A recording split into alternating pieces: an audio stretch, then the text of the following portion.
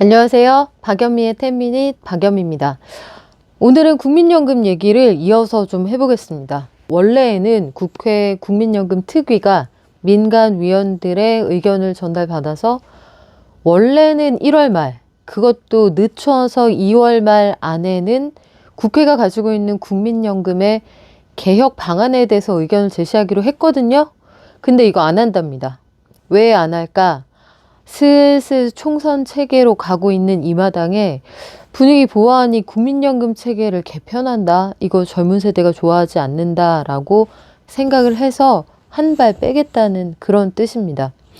그래서 국회의 결론은 뭐냐? 그 특위에서는 이거 국회에서 할 수 있는 사안이 아닌 것 같다. 10월에 정부안이 나오면은 정부안 받아서 국회가 논의해 보겠다. 시계를 완전히 거꾸로 돌리는 거예요. 저는 일견 굉장히 비겁하다는 생각도 드는데 민의를 대변해서 국민들의 직접 선출을 받은 대표라고 한다면 백년대계에 대한 입장을 내놓고 국민들의 의견은 이렇고 정부 의견은 뭐냐 이렇게 토의하는 순서 맞지 않나 싶거든요. 국회 국민연금 특위가 지난해 7월부터 활동을 했고 아무리 늦어도 2월 안에 결론을 내고 4월에는 최종 권고안을 도출하기로 했는데 올해 가을이 될 때까지 아무것도 안 하겠다. 공식적으로 밝힌 게 지난 2월 8일입니다. 이렇게 해가지고 국민연금이 그냥 이대로 가면은 그냥 바닥날 게 너무 뻔하잖아요. 그리고 젊은 세대에 대한 이해, 양해를 구하는 과정도 없고 어떤 로직도 없이 그냥 곳간이 비어가는 상황을 그냥 보겠다? 이거 맞습니까? 특히 20대, 30대 국민연금에 대해서 굉장히 반감이 큰 거 잘 알고 있고, 사실 요새 유럽에서 벌어지고 있는 일들을 보면, 아니, 어떻게도 준다더니, 이게 뭐야? 걔네들 보니까 연금 되게 잘 돼 있다고 조기 은퇴한다더니, 정년 연장해서 일 더 하라고 하거나, 연금 덜 주거나, 그런다고 하던데, 의구심이 생길 수 있죠. 그러면 우리가 모색할 수 있는 대안이 뭔지에 대해서 얘기를 해봐야지. 이거 어려우니까 우린 얘기 안 할게. 저는 국회의 유감입니다.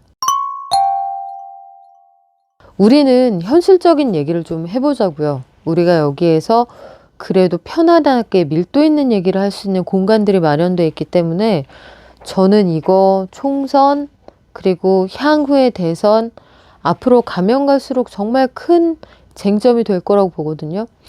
여러분, 우리 전체 인구가 5천만 정도 되는데요. 노인 인구가 1,000만입니다. 곧 정말로 1,000만을 찍게 돼요. 일단 우리가 가지고 있는 고령자 비율이 어느 정도 되는지 먼저 말씀을 드릴게요. 1984년 65세 이상 고령자 비율 4.1%였습니다. 그리고 10년 뒤에는 5.7%, 2004년에는 8.6%, 2023년인 현재는 18.4%인데 굉장히 빠른 속도로 늘어나고 있단 말이에요. 앞으로는 비율이 더 올라갈 테고 그러면 우리가 이제는 한 가지 합의해야 할 사실이 있어요. 대체 여러분이 생각하는 노인은 몇 살부터입니까? 우리 사회가 노인이라고 인정하는 그 노인의 데피니션 있잖아요. 노인을 몇 살부터 노인이라고 정의할 수 있을까요? 힌트가 될 수 있는 두 가지 설문조사 결과를 말씀을 드리겠습니다. 서울시가 이거 지하철 무임승차 논란 때문에 한 실태조사로 보이는데요. 가장 최근에 나온 조사 결과를 보면 법적 기준으로 만 65세 이상이 대부분의 경우에 우리 복지 기준이 되는 노인에 해당한다 이렇게 기준을 가지고 있지만 2022 서울시 노인 실태 조사 결과 서울시 만 65세 이상 남녀 3,010분을 대상으로 조사한 결과거든요. 그러니까 이분들이 이미 모두 설문 대상자가 모두 65세 이상이신 거예요. 작년 6월부터 8월 사이에 2달 동안 조사를 했습니다. 그리고 여기에는 상당 부분을 차지하고 있는 55년생부터 63년생, 그러니까 일명 베이비붐 세대도 포함이 되어 있습니다. 갓 노인의 반열에 들어간 이런 분들도 들어가 있다는 얘기죠. 이분들한테 조사를 해봤더니 이분들이 생각하는 노인의 연령은 72.6세였어요.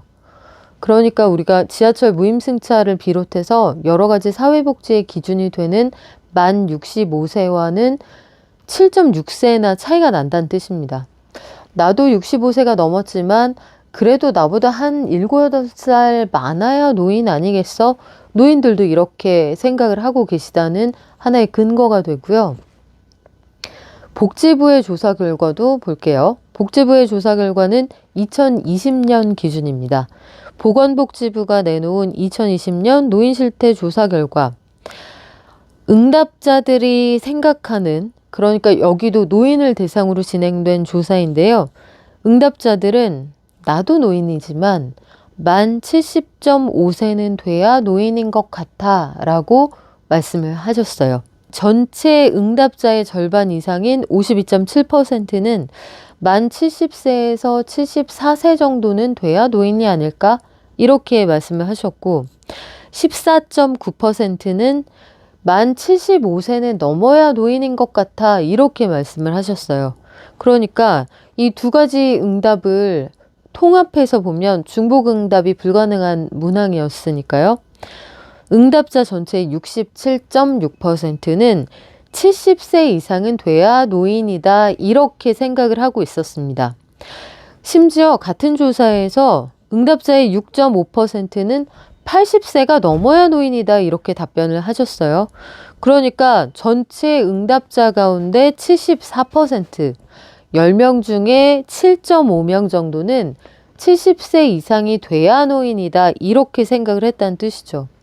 그러면 만 65세 이상을 기준으로 삼고 있는 우리의 노인 기준, 이대로 유지할 수 없다면 실질적으로 노인들이 생각하시는 노인의 기준과의 접점을 찾고 정말 어려운 노인 빈곤층에 대한 그 핀셋 지원을 하되 보편적 복지에 해당할 수 있는 연령은 좀 높이는 그런 작업도 필요할 겁니다. 물론 이런 얘기를 총선 대선 앞두고 정치권이 용감하게 못하겠죠.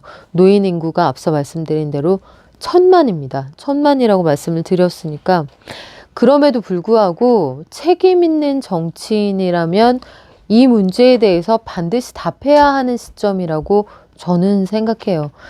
백년대계에 대한 치열한 고민도 없이 어떻게 나라를 운영한다? 국가의 미래를 생각한다? 그렇게 보기 어려울 테고요. 실제로 노인과 공존해야 하는 청년들에 대한 현실도 한번 돌아볼 필요가 있습니다. 청년들이 희망하는 희망연봉이 20년도 훨씬 더 된 저희 시절의 희망연봉과 크게 다르지 않아서 사실은 저는 많은 고민을 하게 되었는데, 작년 5월 기준으로요. 중소기업 900여 곳이 임금을 얼마나 주고 있는지 이거 실태조사를 해보니까 4년제 대학을 졸업한 친구들은 2,881만 원의 세전 연봉을 받는다고 했습니다. 2년제 졸업자들은 그보다 한 100만 원 정도 적은 2,749만 원, 고졸이라면 역시 여기에서 100만 원 정도 적은 2,634만 원을 받고 있는 것으로 조사가 되었어요. 그런데 대부분의 그 청년들이 희망하는 희망연봉은 이것보다는 훨씬 높았습니다. 희망연봉은 3,300만 원. 그러니까 실제로 받고 있는 돈하고는 한 500만 원 정도 차이가 난다는 얘기잖아요. 그래서 이 매출 상위 100대 기업에 다니는 친구들과 실제로 수많은 친구들이 다니는 이 중소기업 사이에 연봉의 차이가 상당히 크다는 걸 알 수 있는데, 매출 상위 100대 기업 가운데 그 대기업들, 그리고 실제로 우리가 연봉을 집계할 수 있는 그런 경우에는 평균 연봉, 초봉이 한 4,000에서 4,500만 원 정도 되는 것으로, 그리고 특별히 임금이 높은 곳은 5,300만 원 수준이 되는 것으로 집계가 되어 있어요.